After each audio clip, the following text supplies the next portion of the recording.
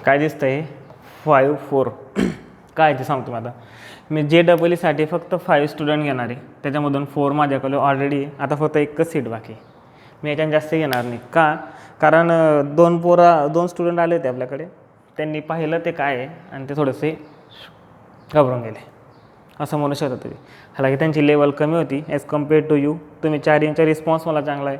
बघा आत्ता तुम्हाला हार्ड वाटेल. हार्ड का वाटेल? सर्वात मोठी गोष्ट याची लिंक नाही लागत आहे. का यूज करतो आहे आपण हे?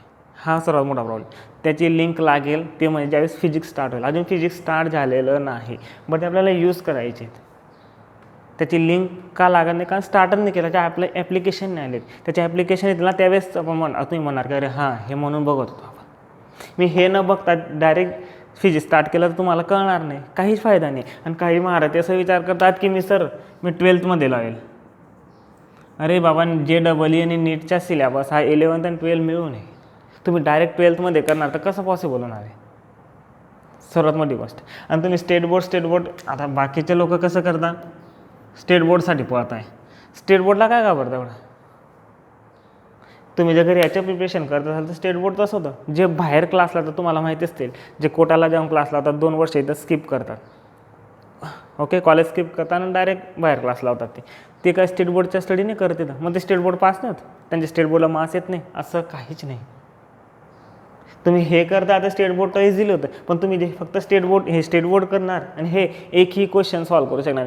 तुम्ही मागच्या जे सिनियर स्टुडंट्स आहेत त्यांना JEEचा एक क्वेश्चन द्या, नीटचा एक क्वेश्चन द्या, ज्यांनी इथं क्लासेस लावले असतील, नाही सॉल्व्ह होत. कारण काय? शिकवणं सर्व क्लासेसमध्ये चांगलं असतं, सर्व लोक चांगलं शिकवणार, मी शिकवणार नाही, बट कोणी घेतच नाही ह्या गोष्टी, तर मग काय पॉईंट आहे?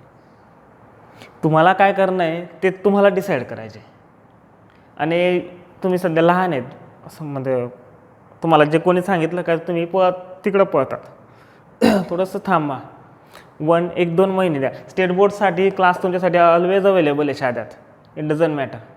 आज आहे उद्या सोडा परत दुसरीकडे लावून घ्या, ऑलवेज अवेलेबल आहे. बट इथं याचे क्लास अवेलेबल नाही. तो फक्त मीच देणार आहे. फक्त मी चॅलेंजने सांगतो. तुम्ही 3 मंथ्स आफ्टर तुम्हाला कळून जाईल की काय मिळतं या क्लासेसमधून, तुम्हाला काय मिळणार आहे पुढे. मी तुम्हाला एक एक्झाम्पल सांगतो. माझ्या स्वतः चुलत भावाची पोरगी आहे, ती आता नीट एक्झाम रिपीट करते. तिला केमिस्ट्रीमध्ये 100च्या वरती मार्क्स होते नीटमध्ये लास्ट टाईम. बायोमध्ये सुद्धा पॉवरफुल मार्क्स होते एकदम. उषा मॅडमकडे होते आणि BS पाटील सरांकडे होते. फिजिक्समध्ये तिला 0 न होते, निगेटिव्ह मार्क्स होते. तिच्या या निगेटिव्ह मार्क्समुळे तिची सीट चालला गेलं होतं. ती परत आता रिपीट करते. तिला शिकवतोय मी, तिला शिकवता तीच बोलली की तुम्ही क्लास घ्या, कारण शाळेत फिजिक्स हे कोणीच घेत नाही. नीट आणि JEE कोणीच घेत नाही. CETपर्यंत पोहोचत नाही शाळेत. एकदम चाललं आहे बाबा, चाललं आहे म्हणून चाललं. स्टेट बोर्डचे आणि फिजिक्सचा एवढा डर फैलून ठेवला आहे शाळेत की हे याचे क्वेश्चन सॉल्व होते, असं काही नाही. एकदम तथ्य नाही, हे फक्त तुम्हाला करावं लागतं ते, आणि आपण करत नाही. प्रॉब्लेम इथून नाही आपला. आपण तर याला एकदम स्टेट बोर्डला फिजिक्स स्टेट बोर्ड काहीच नाही यायला. तर पहिली गोष्ट मी सांगतो की 5 स्टुडंट घेणार आहे मी. तुमचे मित्र असतील तर त्यांना सांगा की एकच सीट अवेलेबल, याच्यानंतर घेणार नाही मी. याच्यानंतर घेईल तर फक्त स्टेट बोर्डचे स्टुडंट घेणार आहे. कारण मी पाहिलं ज्या पोरांना काय करायचं नाही, मग ते याला बघून पळत आहेत, याला बघून पळून जातात. हे कोण करेल? त्यासाठी फक्त हेच असेल, याचे एकही लेक्चर त्याला बघण्याची गरज नसेल. तुम्हाला करायचं आहे. आणि बघा तुम्ही 4ही लोक, कार्तिक, निखिल, बोरसे आणि विशाखा, तुम्ही 4ही लोकांना मी ऑब्झर्व केलं आहे तुमचे ब्रिलियंट लोक आहेत. मी हे म्हणतो ब्रिलियंट. ते काय, आता तुम्ही एंट्री करतात. ज्यावेळेस आपण एखादा गेम खेळतो, कोणताही गेम असं वाटतं, तुम्ही इझी लेवलमध्ये खेळतात, क्रिकेट खेळता समजा, तुम्ही इझी लेवलमध्ये गेम खेळतात, तर लगातार छक्के पे छक्का, कोई बात नाही, 4 चौका 4, बाउंड्री 6, बाउंड्री 6च्या तुम्ही त्याच गेमची लेवल हार्ड करा. मोबाईलमध्ये सांगतो मी, हार्ड करा, एकही 6 मारता येते. बट तोच गेम हार्ड करून तुम्ही 5-6 दिवस घ्या, तुम्ही 7व्या दिवशी नक्की 6 माराल. याला म्हणतात प्रॅक्टिस मेक्स मॅन परफेक्ट, बाकी काहीच नाही. पण प्रॅक्टिस करण्यासाठी वेळ द्यावा लागतो. लगेच डिसिजन नाही घ्यावे लागत की नाही मान होत नाही. अरे काय नाही झालं तर हे तर होणारच आहे. हे याच्यासाठी हे शेवटच्या 2 मंथमध्ये पण होतं. जे बाहेर क्लासेस लावतात ना, शेवटच्या 1 मंथ किंवा लास्ट मंथ किंवा लास्ट 2 मंथमध्ये स्टडी करून ते 80च्या वरती मार्क्स घेऊन येतात. म्हणजे याच्यात काय तथ्य असेल? सिम्पलची गोष्ट आहे. तुम्हाला याच्यासाठी जायचं असेल तर स्टे विथ मी घेऊन जा. मी का घेऊन जातो मीही सांगतो, कारण जोही माणूस स्टार्ट करतो ना क्लासेस तो स्टेट बोर्डला स्टार्ट करतो. मी डायरेक्ट इथं स्टार्ट केले. का स्टार्ट केले? कारण मी स्वतः एक एक्झाम क्वालिफाईड आहे. मी केलेलं आहे. 2 इयर्स स्टडी केला आहे मी या गोष्टींचा. मला माहिती आहे एक्झामची डील कशी करावी लागते आणि म्हणून मी हे स्टार्ट केलं आहे. हां, बट काही लोकांना आता माझा लॉस कसा होणार आहे? सपोज ज्याला स्वतः स्टेट बोर्ड लावायचे, ज्याला इंजिनिअरिंगला जायचेच नाही, फक्त असं BSc किंवा काहीतरी करायची त्याला इकडे जायचंच नाही, मग तो काय त्याच्यावर हे बर्डन होतं आहे. आता तो जो आलेला जो स्टुडंट होता एक, त्याच्यावर हे बर्डन झालं. हे त्याला बघून अरे काय चालू आहे, मग तो म्हणे की नाही सर मग त्याने स्टेट बोर्ड पण लिव्ह केला. म्हणून मी काल ठरवलं की I will go with only 5 student. त्यातून 4th माझ्याकडे आहे, आलेला आता फक्त एक राहील, तो पण आहे कॉन्टॅक्टमध्ये. तो आला तर 5 होतील. त्याच्यानंतर मी JEE नीटच्या 1 स्टुडंट घेणार नाही. मी फक्त 5 का घेतो आहे? मी मला 5वर चांगलं लक्ष ठेवता येईल. फर्स्ट थिंग तुमच्यावर. अँड ज्यांना करायचे ना त्यांना ते जिथं टिकतात. एवढा ज्यांना करायचे ना ते जिथं टिकतात. अदरवाईज आणि तुम्हाला जे स्टेट बोर्डची भीती वाटत असेल तर ते डोक्यातून काढून टाका. तर तुम्ही CBSCवाले लोक स्टेट बोर्डला घाबरता. तुम्ही सेमी इंग्लिश शिकेलं असेल तर तुम्हाला माहिती आहे की स्टेट बोर्डमध्ये काय चालतं, तर ते तर तुम्ही सोडून द्या. CBSCवाल्यांना तर बघायची गरज नसते स्टेट बोर्ड. ओके, फक्त एवढं आठवून द्या 5 स्टुडंट घेणार आहे. And be with me, don't take tension. Derivative संपल्यानंतर आपण फॉर्म्युला बुकला स्किप करू, थांबवू थोडंसं. याच्यानंतर इंटिग्रेशन पार्ट आहे तो आपण नंतर घेऊ. त्याच्या आधी आपण स्टेट बोर्डचे 2-3 चॅप्टर घेऊ. स्टेट बोर्डचे चॅप्टर घेऊ म्हणजे तुमची लिंक लागून जाईल थोडीशी. आणि मग आपण परत JEE स्टार्ट करायला आपल्याला अजून 20 ऑगस्ट किंवा 25 ऑगस्ट येणार आहे. त्याच्या आधी आपण स्टेट बोर्डचे चॅप्टर घेऊ, म्हणजे तुमची लिंक पण लागेल थोडीशी. पहिली गोष्ट तुमची लिंक लागत नाही मला माहिती आहे. तुम्ही ट्राय करतात आणि ट्राय करत राहा. ट्राय नाही केलं तुम्हाला नंतर रिग्रेट असतील. हे क्लास केव्हाही अवेलेबल आहेत. स्टेट बोर्ड तुम्ही स्टेट बोर्ड ज्या दिवशी विचार केला, इवन एकदम सिम्पल गोष्ट सांगतो मी. स्टेट बोर्ड हे 11साठी अँड 12साठी तर डिफरंट आहे. 11th म्हणजे जे क्वेश्चन पेपर येणार आहे, जो सिलेबस आहे तो 12thमध्ये विचारला जाणार नाही. तुम्ही डायरेक्ट 12ची पण स्टेट बोर्डचे क्लास लावणार ना नंतर. तुम्हाला वाटलं की इथं सॅटिस्फॅक्शन नसेल तुम्हाला, तर आता माझं स्टेट बोर्ड पण गेलं आणि हे पण गेलं हा विचार नाही करायचे. तुम्ही डायरेक्ट 12चे पण लावले ना तरी बी काही हरकत नाही, कारण तुम्हाला 12ची एक्झाम देताना फक्त 12च्या सिलेबस कव्हर करावं, 11च्या नाही. इव्हन अजून एक गोष्ट सांगतो, इव्हन तुम्ही CETसाठी करत असाल तर CETमध्ये सुद्धा 11thमधून फक्त 20%च क्वेश्चन येतात. 80% क्वेश्चन हे 12thमधून येतात. म्हणजे तुमच्यासाठी हे ऑप्शन नेक्स्ट इयरला पण अवेलेबल आहे.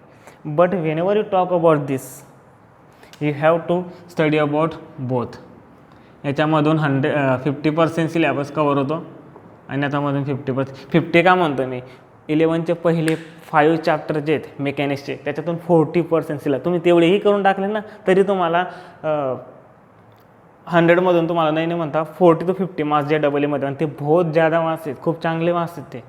टोटल मार्क्स जर तुम्ही 3 सब्जेक्टचे मिक्स केले 40 120 तर तुम्ही COEPला टच होण्याच्या लाईनमध्ये देतात. COEP म्हणजे गव्हर्नमेंट कॉलेजला टच होण्याच्या लाईनमध्ये इंजिनिअरिंगसाठी. तुम्ही फक्त एवढं हे केलं तरी. आणि फक्त काय म्हणतात ते नीटचा विचार करत असाल, नीट जे करतो त्यांनी बी फक्त पहिले 5 चॅप्टर 24 चॅप्टर आहे. लक्षात ठेवा टोटल किती चॅप्टर आहे 24. त्याच्यामधून फक्त 5 ते 6 चॅप्टर बी कवर करून घेतले तुम्ही. फक्त 5-6 सांगतो आहे फर्स्ट पहिले मेकॅनिक्सचे. तरी तुमचे 40% सिलेबस होतो. म्हणजे तुम्हाला नीटमध्ये 70च्या वरती मार्क्स नाही जातात. आउट ऑफ 180 70च्या वरती मार्क्स. आणि हे खूप चांगले मार्क्स आहेत. निगेटिव्ह मार्क्स येतात तिथं लोकांना. आणि ते फिजिक्सचे निगेटिव्ह मार्क्स तुमच्या केमिस्ट्रीची मेहनत आणि बायोची मेहनत पण वाया करून देतात, कारण तिथले मार्क्स इकडे निगेटिव्ह येतात. तुम्ही तुमच्या सिनियरांना विचारा ज्यांनी इथेच क्लास लावलेले होते आणि विचारला की तू फिजिक्सचे किती क्वेश्चन सॉल्व केले ते नीटमध्ये JEEमध्ये, तू सांगस. तो सांगेल तुम्हाला की एक क्वेश्चन कळला नव्हता मला वाचून, कारण याचे क्लास घेतच नाही कोणी एवढं प्रॉपर वेने. हा प्रॉब्लेम. बाकी जे विश्वने एवढं बघा 5 स्टुडंट राहणार आहेत. तुम्ही stay with us minimum 2 month तरी राहा. ज्यावेळेस फिजिक्स स्टार्ट होईल JEEच्या नीटचे त्यावेळेस तुम्हाला एकदम मजा यायला लागेल. आता मजा काय येत नाही, आता एक म्हणजे लिंक लागत नाही खरी. मजा इन द सेन्स लिंक नाही लागत आहे. लिंक का लागत नाही, कारण आपण फिजिक्समध्ये गेलोच नाही अजून. आणि हे आपल्याला बघणं गरजेचं आहे. मी जे डायरेक्ट फिजिक्समध्ये गेलो तर तुम्हाला हे फॉर्म्युला मग तुम्ही कसं काय करणार आहे. तुम्हाला सांगितलं मी की व्हेलॉसिटी फाईंड करा. आता व्हेलॉसिटीचा फॉर्म्युला, व्हेलॉसिटी म्हणजे काय, आपण किती वेळेत किती डिस्टन्स कव्हर केला. ज्यावेळेस तुम्ही चालतात, मी समजा सारंगखेड्याला गेलो 15 किलोमीटर आहे, मला 1 आवर लागला, तर व्हेलॉसिटी काय असेल 15 किलोमीटर अपॉन 1 आवर म्हणजे 15K. ओके, ही व्हेलॉसिटीची डेफिनेशन आहे. हां, बट ज्यावेळेस तुम्ही इन्स्टंटेनियस व्हेलॉसिटी बघता तर तो येतो ds/dt. ही डेफिनेशन आहे. आता ds/dt मी तुम्हाला डायरेक्ट फिजिक्स घेतलं असतं आणि तुम्हाला सांगितलं असतं की या velocity is equal to ds/dt, change in displacement. मग तुम्हाला डेरिव्हेटिव्ह माहिती नाही, तुम्हाला हे फॉर्म्युलेज माहिती नाही, मी तुम्हाला सांगितलं असतं की हा हे घ्या डिस्टन्स 2t+1 असं दिलेलं असतं क्वेश्चनमध्ये, s is equal to 2t+1 आणि फाइंड अ व्हेलॉसिटी. आता व्हेलॉसिटीचा फॉर्म्युला काय, ds/dt. s दिला आहे, ds/dt तुम्हाला माहितीच नाही डेरिव्हेटिव्ह कसं घेतात, तुम्ही सॉल्व कसं करणार. त्यावेळेस तुम्हाला हेच करावं लागणार आहे, d/dt, sची व्हॅल्यू 2t+1. डेरिव्हेटिव्ह घेईल मी, 2t+1 घेतलं काय आहे, याचे आन्सर 2 येऊन जाईल. तुम्हाला हे माहीतच नसेल तर मग तुम्ही सॉल्व कसं करणार. म्हणून हे घेणं गरजेचं आहे. आणि हे केव्हा आहे, 11च्या लास्ट चॅप्टरमध्ये मॅथमॅटिक्समध्ये, तोपर्यंत आपले व्हेलॉसिटी होऊन जाते. हा प्रॉब्लेम. बाकी तुम्हाला बाकी ठिकाणी ज्यावेळेस तुम्ही क्लास आहे तुम्हाला इझी वाटेल, एकदम इझी. अरे हां स्टेट कोणतं फर्स्ट चॅप्टर मेजरमेंट स्टार्ट करतील, याला हे युनिट म्हणतात, त्याला ते युनिट म्हणतात, KG मासचे युनिट आहे, लेनचे युनिट मीटर आहे, सेंटीमीटर आहे, एकदम इझी. ते आपण बघणारच आहे. 2-4 दिवस जाऊ द्या, तुम्ही स्टेट बोर्ड स्टार्ट करतो जे एकदम इझी. तुम्हाला वाटतं हो किती इझी, बट ते तुम्हाला यूजच होणार नाही. हे तर वही बात होई ना, आप पढ़ना चाहते हो इंग्लिश और क्लास लगा रहे हो मराठी. अरे कसं काय चालायचं. If you want something you have to pay. एकदम साधं सिम्पल राहिलं. तुम्हाला काही हवं असेल तुम्हाला हार्डवर्क करावं लागेल. आणि आहे तुमच्यामध्ये गट्स म्हणून सांगतोय मी, अदरवाईज मी बोललो नसतो तुम्हाला. सॅटिस्फॅक्शन आहे मला की मला पहिलेच 4 स्टुडंट असे मिळाले त्यांच्यामध्ये काहीतरी टॅलेंट आहे, ज्यांच्यामध्ये काही करण्याची इच्छा आहे. होमवर्क दिला की ट्राय करत राहा, त्याला नाही जमला मला विचारा. माझी पूर्ण रिस्पॉन्सिबिलिटी की मी तुम्हाला प्रत्येक क्वेश्चन सॉल्व करून दाखवेल. प्रत्येक क्वेश्चन सांगतोय मी, कोणताही क्वेश्चन आहे मी प्रत्येक क्वेश्चन सॉल्व करून दाखवेल. माझी रिस्पॉन्सिबिलिटी असं नाही. कारण काय, कारण मला तुम्हाला त्या लेवल GEE नीट पण लेवलपर्यंत घेऊन येण्यासाठी मला जास्त हार्डवर्क करावं लागणार आहे. कोणीच आपल्या इथं प्रिंटेड नोट्स देत नाही, मी नोट्स देणार आहे तुम्हाला. त्या नोट्स पण मी हँडबुक स्वतः तयार करून देणार तुम्हाला. एक प्रिंटेड हँडबुक असेल, तुम्हाला तेच रीड करायचे डेली हाफ आवर पण रीड केलं तुम्ही रात्री तरीही तुमची नाही या बार समजून घ्या. 24 चॅप्टर करावे पण लागत नाही, हे बी मी क्लिअर सांगतो. तुम्ही कोणालाही विचारून बघा, आउट ऑफ मार्क्स नाही लागत JEE नीटमध्ये की तुम्हाला 24 चॅप्टर कवर करायचे आहेत. अरे मिनिमम 5-7 चॅप्टर पण कवर केलं ना तर तुमचे फिजिक्स काय काम करतं माहिती आहे का. ज्यावेळेस तुम्ही JEEचे पेपर सॉल्व करणार, फिजिक्स फक्त सपोर्टचा काम करणार तुम्हाला. तुमच्या खेळ नीट असेल तर बायोने केमिस्ट्रीवर खेळ चालणार आहे, फिजिक्स सपोर्टचा. पण फिजिक्स जर नसेल ना तर तिथली मेहनत तुमची वेस्ट होत जाते. हा प्रॉब्लेम. म्हणून तुम्हाला फिजिक्सची डील तर करणंच आहे आणि तुमच्यामध्ये आहे ती कॅपॅसिटी. ओके, इसे तो बाद में देखेंगे हम वेलॉसिटी. आणि एकदम मस्त आहे, मजा येते हे शिकायला, खूप मजा येते. आता तुमची लिंक लागत नाही कारण रिलेटेड कंटेंट नाही आहे म्हणून. ओके ठीक आहे, बाद में देखेंगे. फक्त थांबा थोडा दिवस. आतापर्यंत आपण पाहिलं आहे if y is equal to x⁻n then dy/dx. ज्यावेळेस मी डेरिव्हेटिव्ह घेतो विथ रिस्पेक्टने एक्सने, त्यावेळेस काय होतो n x⁻n-1. आणि थेरम पाहिले आहेत 2.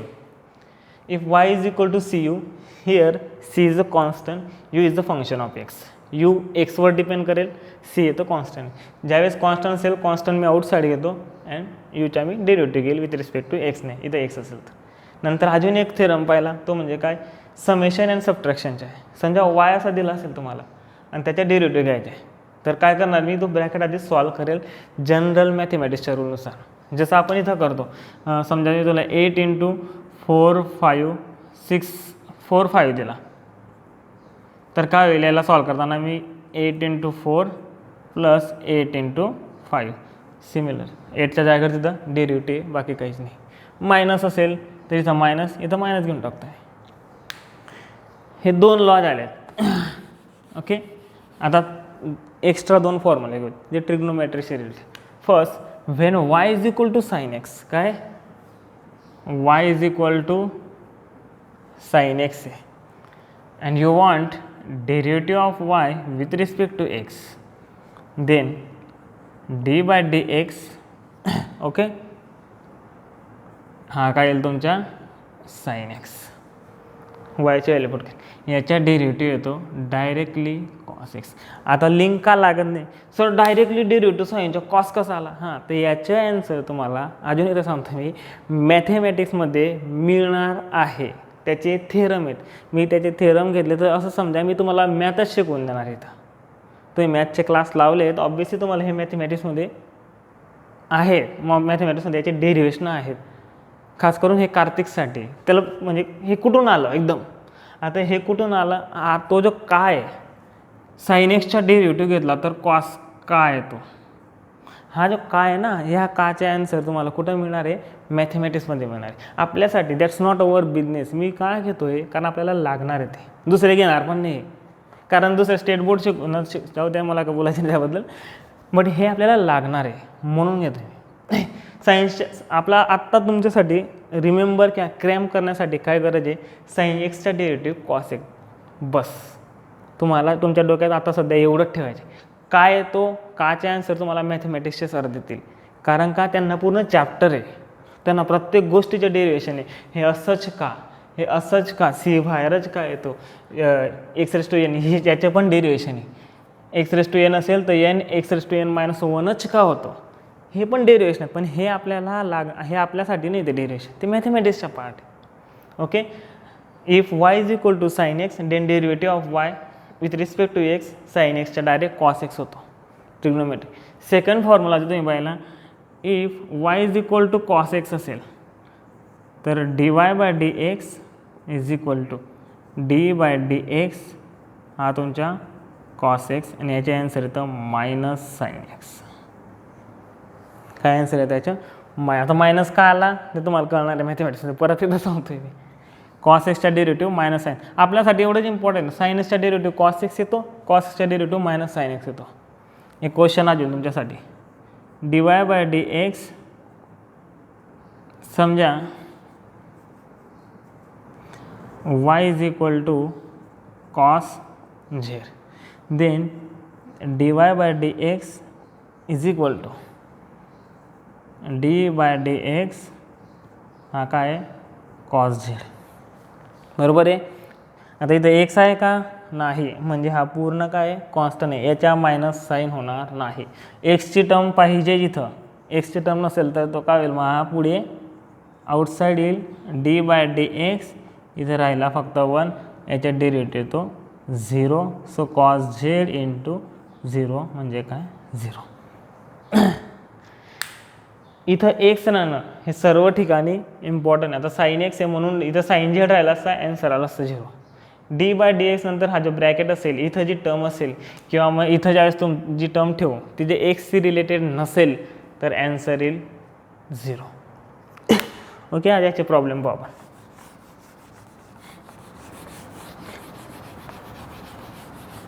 थोडा वेळ फक्त थांबा तुम्ही.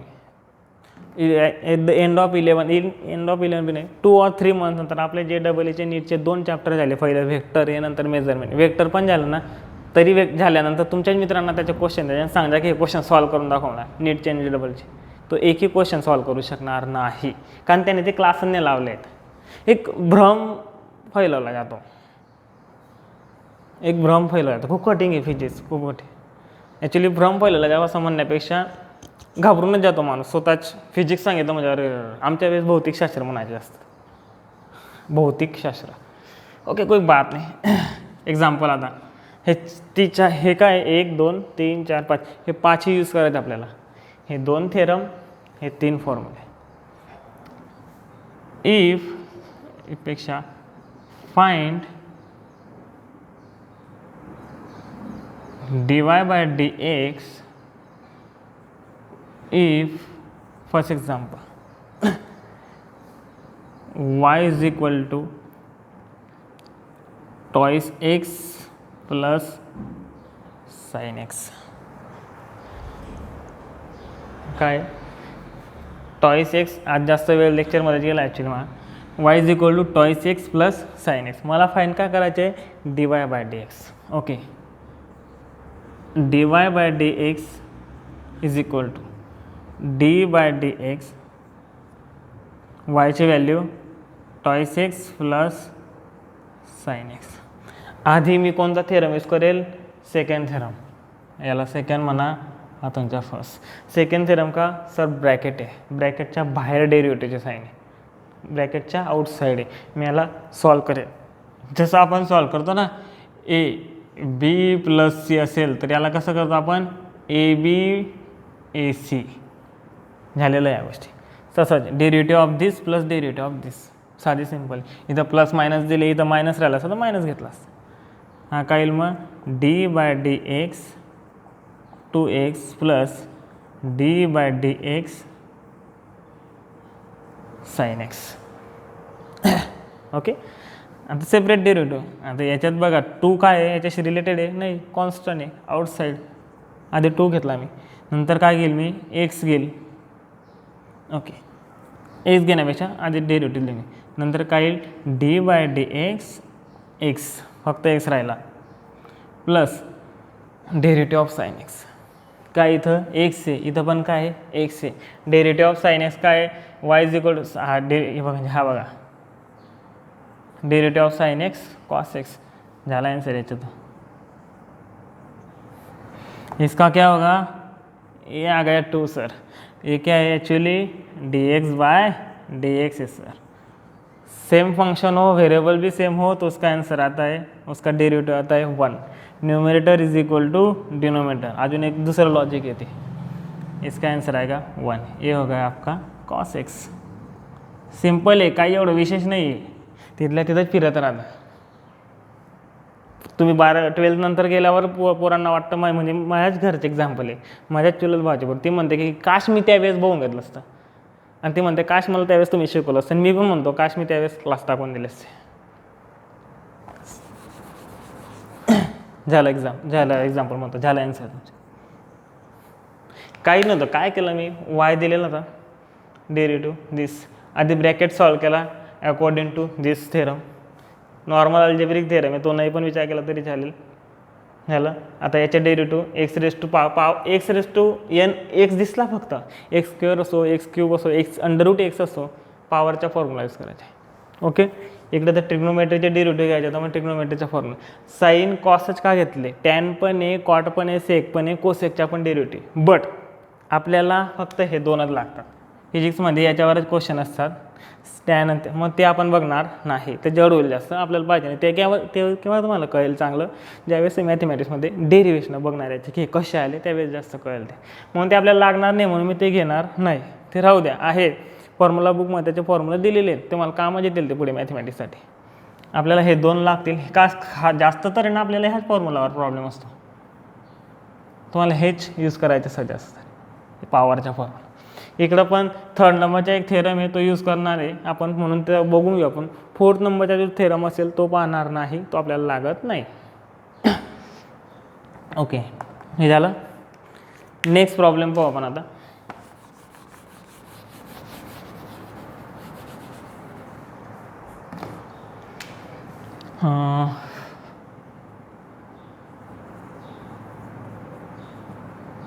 सॉरी, झेड आहे. हां,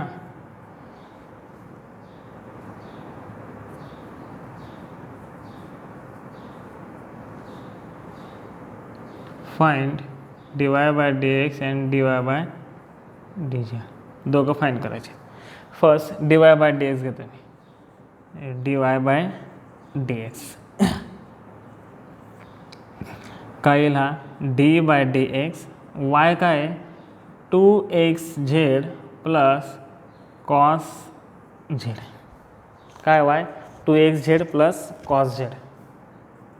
काय करेल मी, ब्रॅकेट आहे सर, ब्रॅकेट आधी सॉल्व करून घेईल. Very good. D by d x 2xz.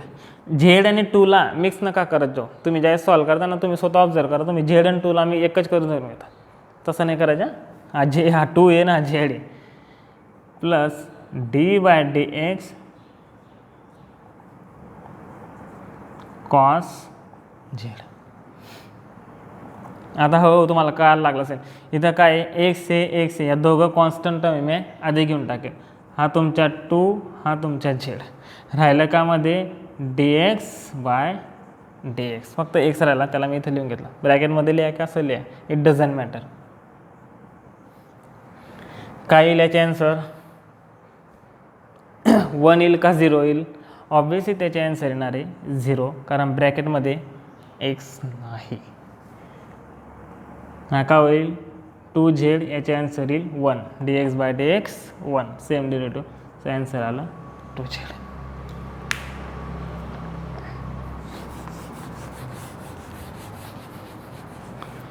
अजून घेऊ एक.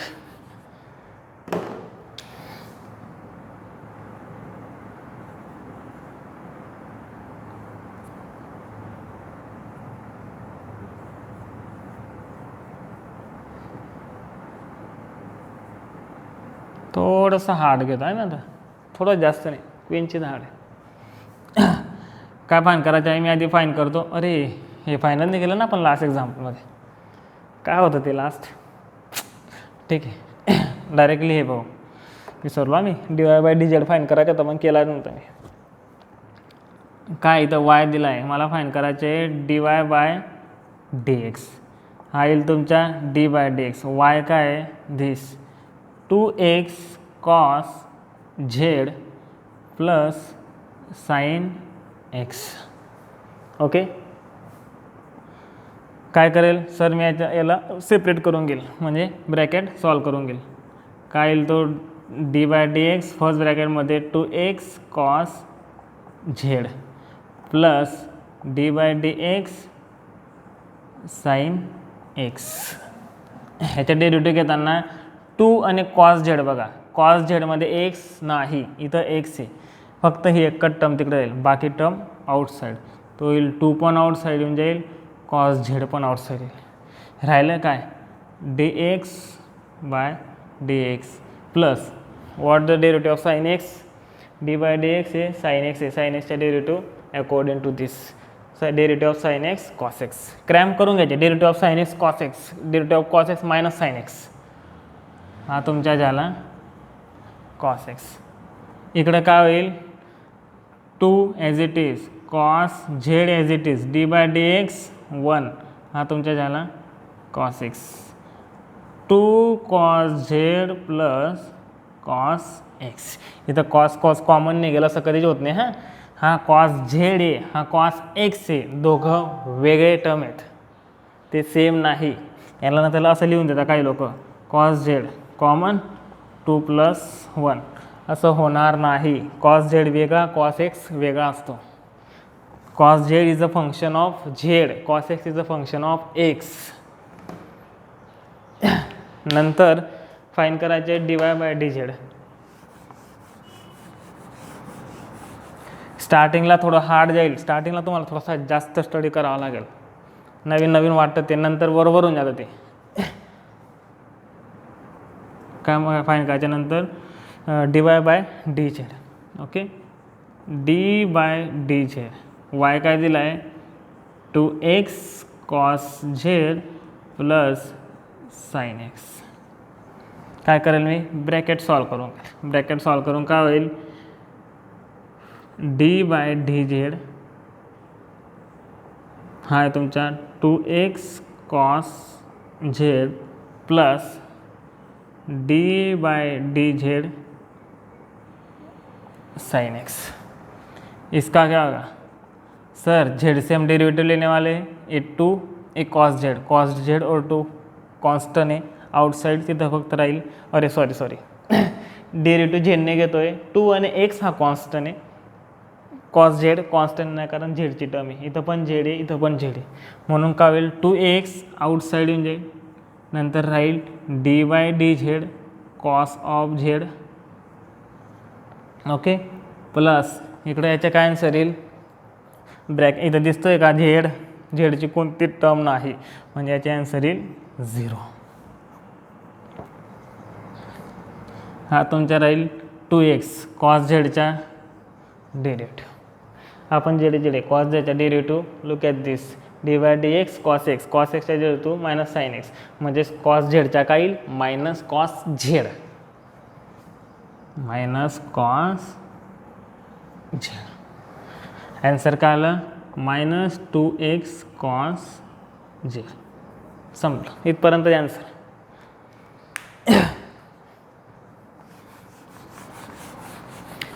हळूहळू जाऊ, एकदम सर्व कळेल, बाकी काही एवढं विशेष नाही.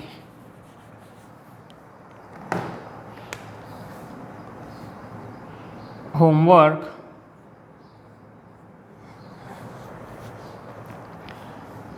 If y is equal to 2x square sin z plus under root x.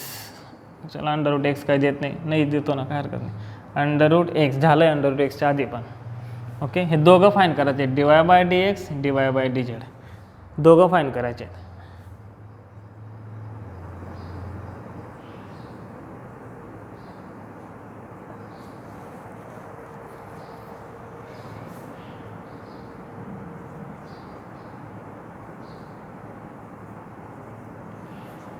और 2 जास्त कॉमन झालं का. Okay, Z square sine x.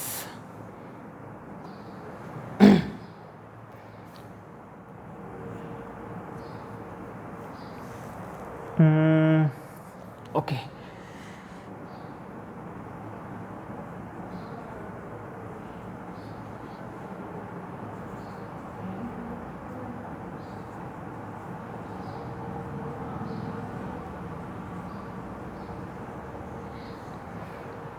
Okay 5 example आहेत, ट्राय करा.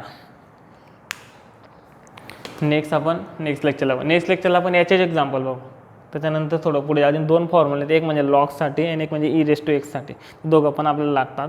ते पण याचे रेअर केसमध्ये लागतात पण लागतील, म्हणून ते 2 फॉर्म्युले बघू. डिफरन्शियल नंतर एंड करू. त्याच्यानंतर आधी स्टेट बोर्ड स्टार्ट करू. स्टेट बोर्डचे 2 किंवा 3 चॅप्टर पाहू. तोपर्यंत 20 ऑगस्टच्या आसपास काहीतरी तारीख येईल, 20 ऑगस्ट 25 ऑगस्ट काहीतरी. 25 ऑगस्ट नंतर आपण JEE पण स्टार्ट करू, JEE नीट पण. आणि एकदम हो त्यावेळेस व्हेक्टरांचे स्टार्ट होतील.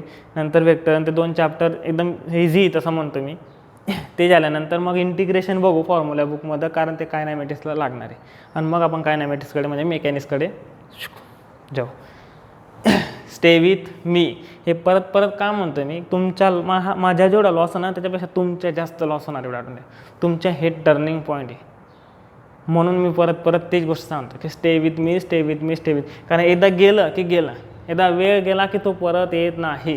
स्टेट बोर्ड किंवा आपण अवेलेबल आहे तुम्हाला, हे अवेलेबल नाही.